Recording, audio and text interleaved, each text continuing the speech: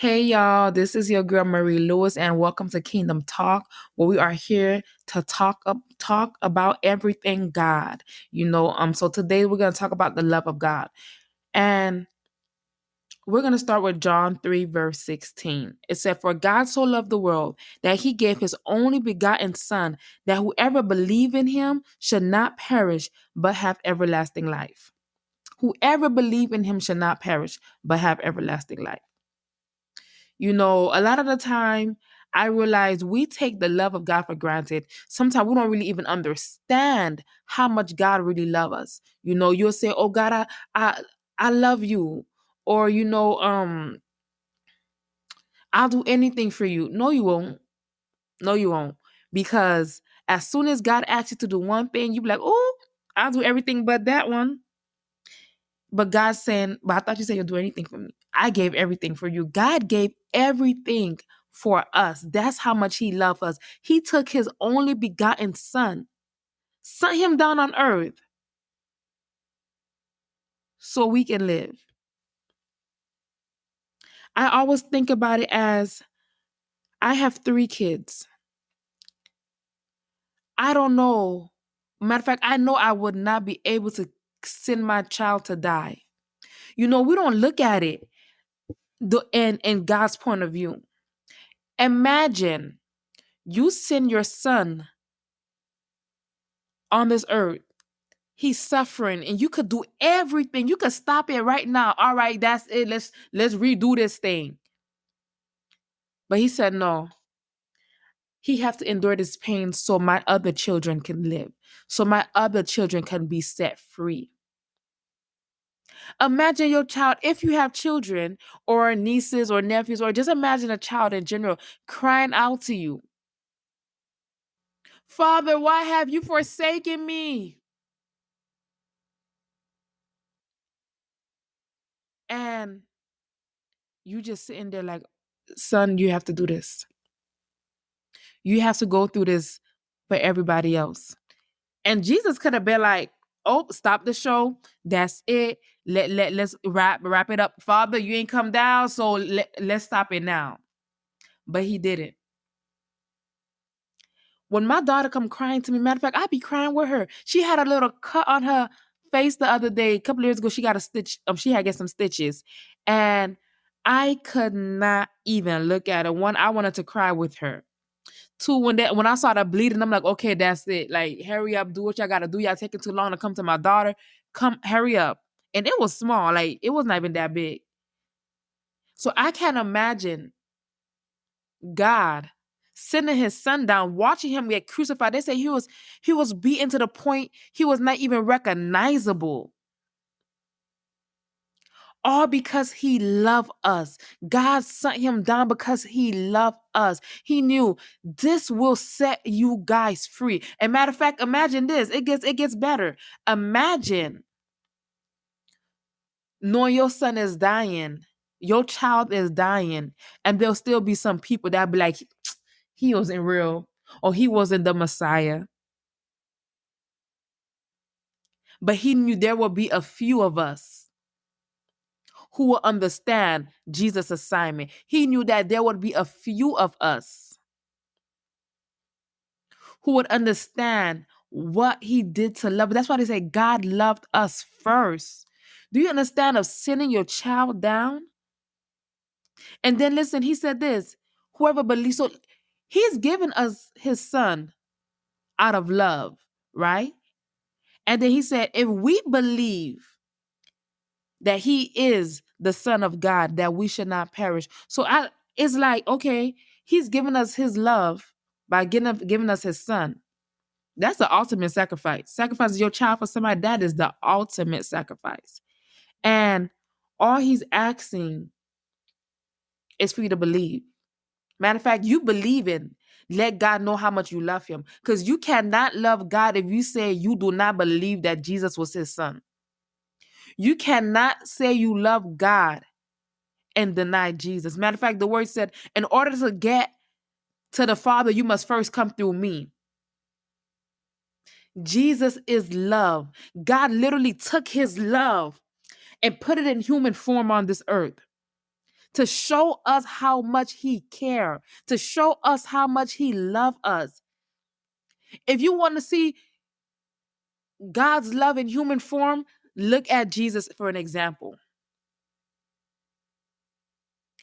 Jesus was God's love to show us how much he loved us. He said, for God so loved the world that he gave his one and only begotten son, that whoever believe in him should not perish but have everlasting life.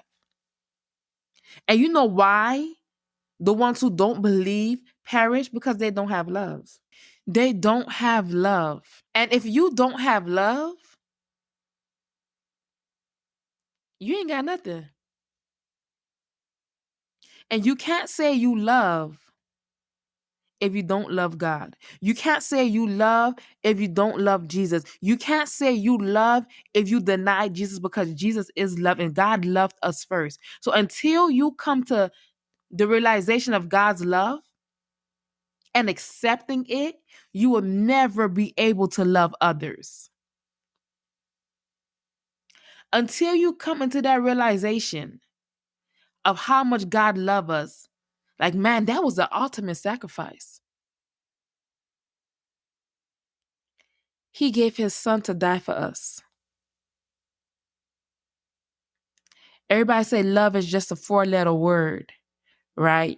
You can't see it, you can't smell it, you can't touch it, but that's a lie. Jesus was that 4-letter word that you can smell, you can touch, you can feel, he is everything.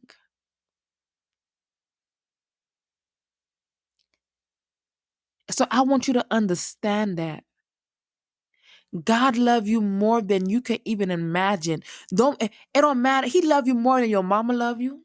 He love you more than your father love you. Love you more than your grandmother or grandfather love you. More than your husband, your wife, your children love you. And mind you, your children don't know nothing else but you, and they love you to pieces, and he love you more than that. And all you have to do is believe. He said, whoever believe in him. He said, so God so loved the world. He loved us so much that he gave us his son. That if you believe in his son, you have everlasting life. You will have everlasting life.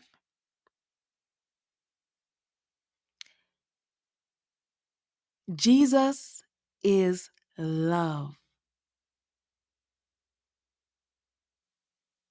And as long as you love Jesus, you accept Jesus, because you can't hate Jesus and believe in him. It'll be impossible, because the revelation of who he is too deep. It's too much for your mind to consume. So once you already believe in him, that love come naturally. That love only grows and grows and grows and grows. It will never diminish. It will not go away. It get bigger every year, every day. The love of God in you should increase. And the more you stay in the word, the more you fellowship, the more you get to know him, the more you spend time with God, the more the love will grow. The more your love will grow for him. And when you can love God, you can love Jesus, loving others come easy. Loving others is a piece of cake, because now you have the love of God in you. There's a verse that said, and so we know and rely on the love God has for us. God is love. Whoever lives in love lives in God, and God in them. Whoever lives in love lives in God, and God in them. So matter of fact, you cannot even have God in you if you don't walk in love. Because God is love, and God cannot be with hate. God will transform your life. He will change everything. But the first place he start is your heart, because he knows whoever has your heart has your life. Yeah, thank you for tuning in today. This was Marie Lewis. If this was able to help and bless you in any way, please share it, like it, subscribe, all that good stuff. Until next time.